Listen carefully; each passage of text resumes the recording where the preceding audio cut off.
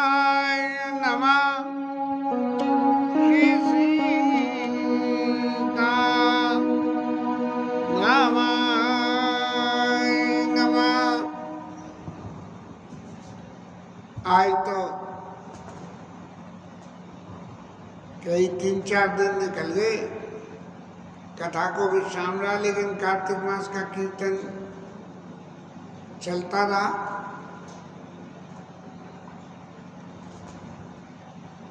पता नहीं क्यों कथा में यदि जरा सा भी एक दिन का विश्राम तो हो सकता है, लेकिन एक दिन से ज्यादा का विश्राम यदि हो जाता है तो बड़ा ऐसा सा लगता है जैसे मैंने कुछ चीज खो दी है। कथा प्रसंग में जनकपुर में राम जी लक्ष्मण जी घूम रहे हैं और अष्ट सखी संवाद में सखियां अपने अपने मन की भावना व्यक्त करती हुई कह रही हैं कि यदि ये विवाह हो जाए तो हम सब लोगों को इनका दर्शन मिलता रहेगा, नहीं तो इनका दर्शन हमें कैसे मिले। ये विदेह नगरी है, यहाँ देहधारियों का क्या काम, और देह के रूप में यहाँ कौन देह के ऊपर कौन मोहित होता है। लेकिन हम तो सब ऐसी मोहित हो गई हैं कि ये ही आके हमारे नगर में संबंध कर लें, तो हमारे नगर से अपना विदेहधारी भी ये कह रहे हैं कि देहधारी हमसे संबंध जोड़ लें।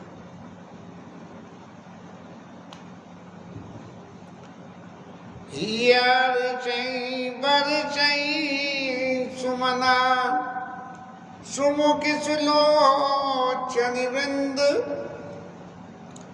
जाई जाज बंद दो ताता परमानंद।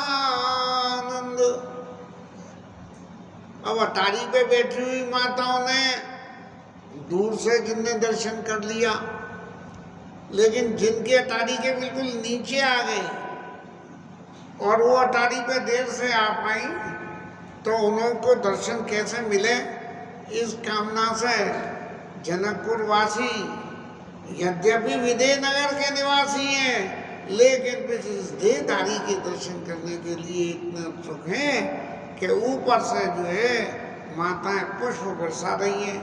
अब जब पुष्प इनके ऊपर गिरेंगे तो ये देखेंगे तो सही है कि कौन है, तो जब जैसे ही ये गर्दन ऊपर करेंगे तो हमें इनके दर्शन हो जाएंगे।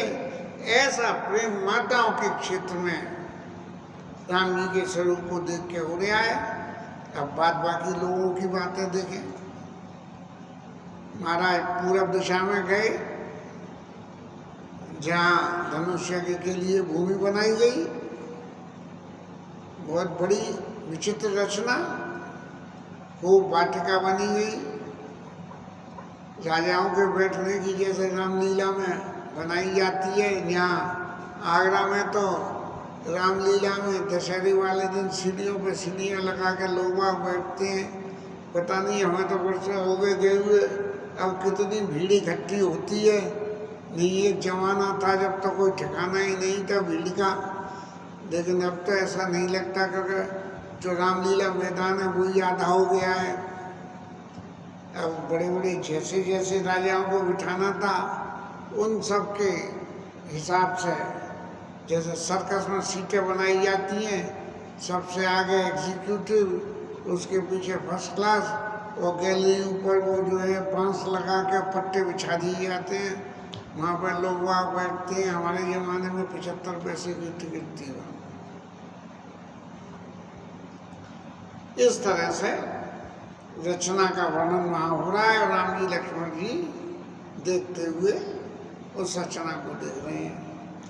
लेकिन तभी जब भाई सब लोगों को ये समाचार मिला कि बहुत ही सुंदर 2 बालक देखने आए हैं, तो जनकपुर के बालक भी अपने मन को नहीं रोक पाए और वहाँ धनुष्य की भूमि में आ गए हैं। और आने के बाद में क्या हुआ, कि बालक तो सहज दोस्ती कर लेते हैं, बड़े लोगों में तो राम राम श्याम श्याम कौन सौ गाँव में आपको कौन कौन बिरादरी की हो, ऐसी सी बातें पूछते हैं। लेकिन बालकों में तो ऐसा कुछ नहीं होता।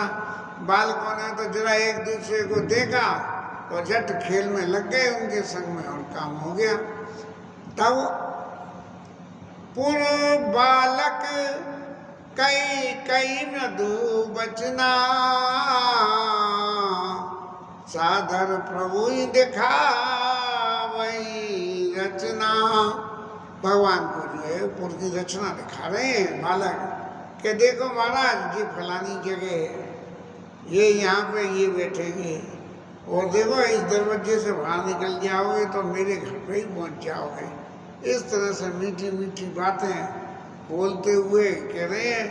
और जब हम किसी से बात कहें, राम जी के लिए तो गया चितवत चकित धनुष मक साला, माने बड़े चकित होके देख रहे हैं।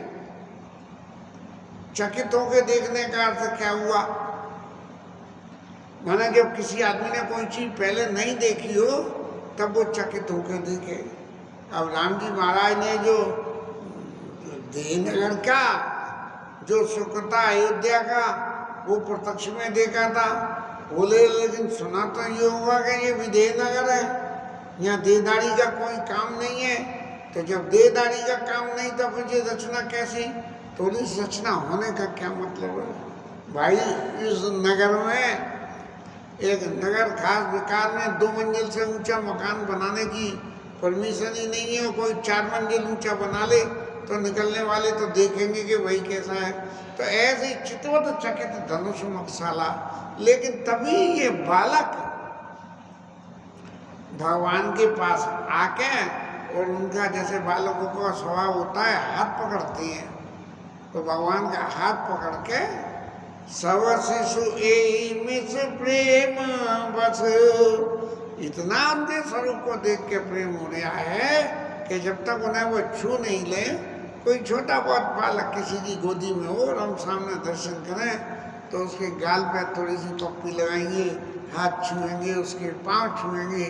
इस तरह से जो है जनकपुरवासी बच्चे पुलक मनोहर गात भगवान के उस शरीर को स्पर्श करके और तन पुल कहीं आते हर्ष ही है, और उन्हें छू के ऐसा सुख मिल लिया है, इतना हो रहा है तन पुल कहीं हर्ष ही है।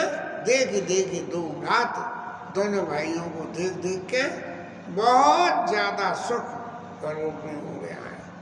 अब जब राम जी ने उन सबके प्रति अपनी कृतज्ञता जतन की तो वही लाला जी खाए जी बताइयो, और जी खाए संबंध जुड़ गया बच्चों में। तो शिशु सब प्रेम मिस जाने, प्रीति समेत निकेत वखाने। अब राम जी का स्नेह को देख के बालकों को ऐसा लगा कि ये तो बिल्कुल हमारे अपने हैं। तब भी क्या करने लगे, बोले महाराज चलो मेरे घर चलो, देखो जी मेरा घर पास में ही है, प्रीति समेत निकेत मकाने, जी इसका घर है, जी इसका घर है, जी जनक जी का है। इस तरह से सबको दिखा रहे हैं, और बालक उनकी उंगली पकड़ पकड़ के घर पे ले जा रहे हैं। निजी निजी रुचि सब ले ही बोलाई, जैसी जिसकी भावना, जैसी जिसकी रुचि, वैसे ही राम जी को बुला रहे हैं अपने कि प्रभु थोड़ी देर को तो पधारो। जैसे गांव में गए थे तो गांववासी बुला रहे थे, जनकपुर में गए तो जनकपुरवासी बुला रहे हैं। सहित स्नेह जहाँ 2 भाई, और दोनों भाई उन बालकों के घर के बाहर या घर के भीतर या घर की माताओं के पास में जा रहे हैं। और फिर राम जी महाराज ने जब ये सब देखा तो कई राम देखा वही अनुजयी रचना, कई मधुर मधुर वचना, मीठे मीठे शब्दों से लक्ष्मण जी को दिखा रहे हैं कि लक्ष्मण जी देख लो, आपने अभी तक तो अयोध्या का ही नगर देखा था, अब ये विजयनगर भी देख लो कि यहाँ देने होते हुए भी ऐसा है, ऐसी ऐसी चीजें यहाँ मौजूद हैं इनको जरा दर्शन तो कर लो। गोस्वामी जी को फिर लिखना पड़ा कि महाराज ये देखते देखते आप भूल मत जाना कि आप भगवान की लीला देख रहे हो, ये भगवान का वास्तविक स्वरूप नहीं है। तो भगत ये तू सोई दीन दयाला और चितवत चकिता धनुष मखसाला, कि मेरे भक्त जो है मेरे इन गुणों का जो गान करेंगे उसके लिए जो है बड़ी चकित, जैसे लीला में कहीं देखेंगे दो पात्र आमने सामने बैठे कोई बातचीत करनी हो, लेकिन लीला के स्वरूप में उन्हें शास्त्रार्थ करना हो तो एक दूसरे से ही ऐसे प्रश्न करने लगते हैं। तो वही स्वरूप में यहाँ चितवत चकित धनुष मखसाला, इस तरह से देख के और फिर जब राम जी महाराज को ध्यान आया कि इन सब लोगों का संतोष कराते कराते तो इतना टाइम हो गया, लेकिन महाराज गुरु जी भी तो इंतजार कर रहे होंगे कि जी इतनी देर के घूमने गए हैं, क्या जनकपुर वासियों ने पकड़ के तो नहीं बिठा लिया। तो कौतुक देख चले गुरु पाई और जाने विलम्ब त्रास